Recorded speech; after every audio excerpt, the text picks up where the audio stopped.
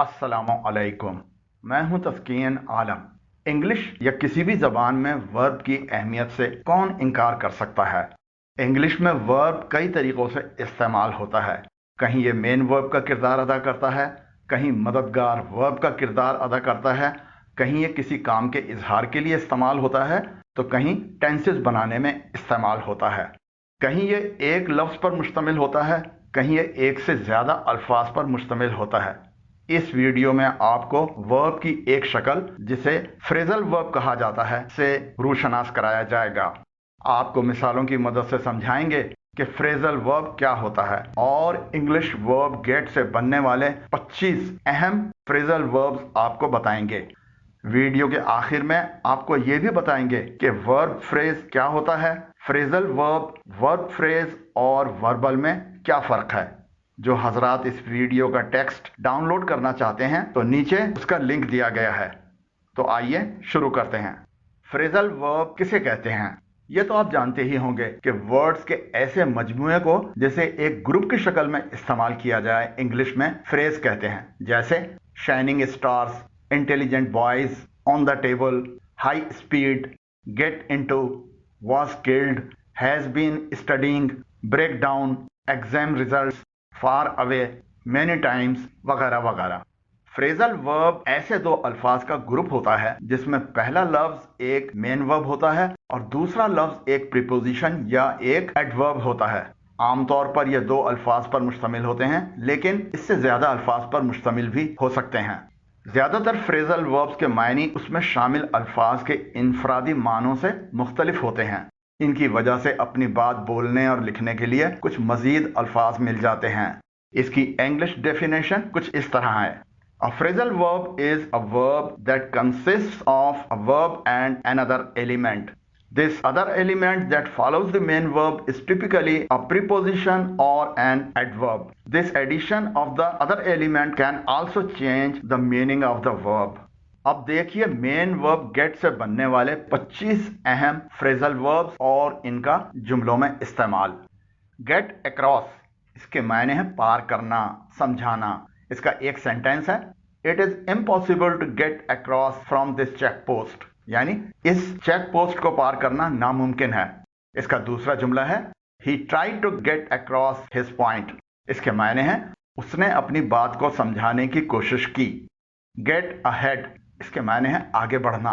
इसका एक जुमला है: I got ahead of her in line, मैं लाइन में उससे आगे निकल गया। दूसरा सेंटेंस है: she wants to get ahead in her career, वो अपने कैरियर में आगे बढ़ना चाहती है। गेट अलोंग, इसके मायने हैं साथ साथ रहना, गुजारा करना। जुमलों में इसका इस्तेमाल देखिए: she never really got along with her sister, वो वाकई अपने बहन के साथ कभी साथ नहीं चल सकी। She has enough money to get along, उसके पास गुजारे के लिए काफी पैसा है। गेट अराउंड, इसके मायने हैं आस पास पहुंचना। Cycling is a cheap way to get around, cycling आस पास घूमने फिरने का एक सस्ता तरीका है। It's quite easy to get around Karachi, Karachi में इर्द गिर्द घूमना बहुत आसान है। गेट एट, इसके मायने हैं तक पहुंचना, नतीजे तक पहुंचना। इसका जुमलों में इस्तेमाल देखें: we need to get at the root cause of all this, हमें इस सब की जड़ तक पहुंचने की जरूरत है। I can't get at the tool on the shelf, मैं शेल्फ पर मौजूद औजारों तक नहीं पहुंच सकता। गेट अवे, इसके मायने हैं दूर हो जाना, बच जाना। जुमलों में इस्तेमाल देखिए: गेट अवे फ्रॉम मी, मुझसे दूर हो जाओ। How can we get away from poverty, हम गुर्बत से कैसे बच सकते हैं। गेट बैक, इसके मायने हैं फिर राब्ता करना, वापस आना। I will get back to you very soon, मैं बहुत जल्द आपसे फिर राब्ता करूंगा। What time will you get back, आप कितने बजे वापस आएंगे। गेट डाउन, इसके मायने हैं उतरना, नीचे उतरना, की तरफ आना। He got down at the next station, वो अगले स्टेशन पर उतर गया। Get down off the table, मेज से नीचे उतर जाओ। Let's get down to business, अब काम की तरफ आ जाओ। गेट इन, इसके मायने हैं अंदर आना, अंदर लाना। What time does the bus get in, bus कितने बजे अंदर आती है। He will have to get in more money, उसे मजीद पैसे अंदर लाना होंगे। गेट इनटू, इसके मायने हैं अंदर दाखिल होना, मुलव्विस होना। They queued to get into the cinema, वो सिनेमा में दाखिल होने के लिए कतार में लग गए। Don't get into any more fights, मजीद लड़ाई झगड़ों में मत मुलविस हो। गेट ऑन, इसके मायने हैं सवार होना, कामयाब होना। Please get on the bus, बराए मेहरबानी बस पर सवार हो जाएं। Rubina is getting on in school very well, Rubina school में बहुत अच्छी जा रही है। गेट आउट, इसके मायने हैं बाहर आना, किसी सूरत हाल से बाहर निकलना। In case of fire get out by the nearest exit, आग लगने की सूरत में करीबी निकलने के रास्ते से बाहर निकलें। It is hard to get out of this trap, इस फंदे से निकलना मुश्किल है। गेट ओवर, इसके मायने हैं काबू पाना, उबूर करना। इसके जुमले हैं I am trying to get over my fear of flying, मैं अपने उड़ने के खौफ पर काबू पाने की कोशिश कर रहा हूं।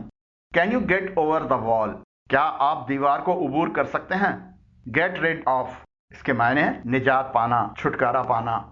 Are you trying to get rid of me, क्या तुम मुझसे जान छुड़ाने की कोशिश कर रहे हो।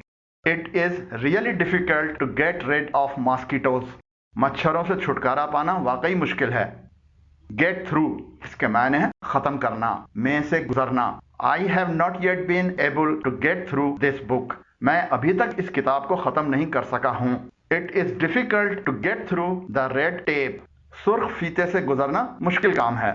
अगर आपने अभी तक हमारे चैनल तस्कीन एकेडमी को सब्सक्राइब नहीं किया है तो हमारे चैनल पर आने वाली वीडियोस को बर वक्त देखने के लिए अभी सब्सक्राइब करने के लिए नीचे दिए गए सब्सक्राइब के बटन को प्रेस करें। गेट टू, इसके मायने हैं पहुंचना, पकड़ना। I will call you when I get to the airport, जब मैं एयरपोर्ट पहुंचूंगा तो आपको कॉल करूंगा। Let us get to work now, चलो अब काम पर लगते हैं। गेट टुगेदर, के मायने हैं इकट्ठा होना, यकजा होना। We usually get together once a month, हम आमतौर पर महीने में एक बार इकट्ठे होते हैं। Let's all get together and act as one, आए सब मिलकर एक होकर काम करें। गेट अप, इसके मायने हैं खड़े होना, बिस्तर से उठना, ऊपर जाना, चढ़ना। I didn't get up until mid day, मैं दोपहर तक नहीं उठा। I am having difficulty getting up the stairs, मुझे सीढ़ियां चढ़ने में दुश्वारी हो रही है। Get up of the couch and clean your room, सोफे से खड़े हो और अपना कमरा साफ करो। गेट अबाउट, इसके मायने हैं चलना फिरना, फैलना। Since he broke his leg he can't get about, चूंकि उसकी टांग टूट गई है इसलिए वो चल फिर नहीं सकता। How did the rumour of her death get about, उसकी मौत की अफवाह कैसे फैली। गेट आफ्टर, इसके मायने हैं पीछा करना, ताक़ुब करना, पीछे पड़ जाना। The police are getting after the culprits, police मुल्जिमान का पीछा कर रही है। They got after the singer to sing a song, वो गुलकार के पीछे पड़ गए कि एक गाना गाओ। गेट बिहाइंड, इसके मायने हैं पीछे हटना, पीछे रह जाना, पीछे आ जाना, साथ देना। I don't want to get behind with my work, मैं अपने काम से पीछे नहीं हटना चाहता। How did this pen get behind the couch, ये कलम सोफे के पीछे कैसे आ गया। Who will get behind me in this struggle, इस जद्दोजहद में कौन मेरा साथ देगा। गेट ऑन टू, इसका मतलब है किसी मौजू पर आना या बात करना। How did we get on to this topic, हम इस मौजू पर कैसे आए। I will get on to my lawyer about this, मैं इस बारे में अपने वकील से बात करूंगा। गेट स्टक, इसके मायने हैं फंसना, धंसना, मसरूफ होना। If you get stuck click on help, अगर आप फंस जाएं तो मदद पर क्लिक करें। I want to get stuck in a job as soon as possible, मैं जल्द अज जल्द किसी काम में मसरूफ हो जाना चाहता हूं। गेट यूज टू, इसके मायने हैं आदी हो जाना, आदत डालना। I am getting used to this climate, मैं इस आबो हवा का आदी हो रहा हूं। You must get used to getting up early, आपको जल्दी उठने की आदत डालनी चाहिए। गेट ऑफ, इसके मायने हैं उतरना, हटना, दूर होना। Get off your chair and help me, अपनी कुर्सी से उतरो और मेरी मदद करो। Can you get off the phone please, क्या आप फोन से हट सकते हैं बराए मेहरबानी। फ्रेजल वर्ब से मिलती जुलती दो और इस्तिलाहात के बारे में भी आपको बताते हैं ताकि अगर इस सिलसिले में कोई कंफ्यूजन हो तो दूर हो जाए। वो हैं वर्ब फ्रेज और verbals. Difference between phrasal verb, verb phrase and verbal. ये तो आप जान ही गए हैं कि मेन वर्ब और उसके साथ किसी प्रीपोजिशन या एडवर्ब से मिलाकर जो अल्फाज का ग्रुप बनता है वो फ्रेजल वर्ब कहलाता है।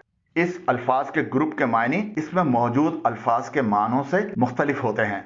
ऊपर दी गई मिसालों से ये मौजू बिल्कुल वाज़ेह है। अल्फाज का ऐसा ग्रुप जो सिर्फ वर्ब पर मुश्तमिल हो वर्ब फ्रेज कहलाता है।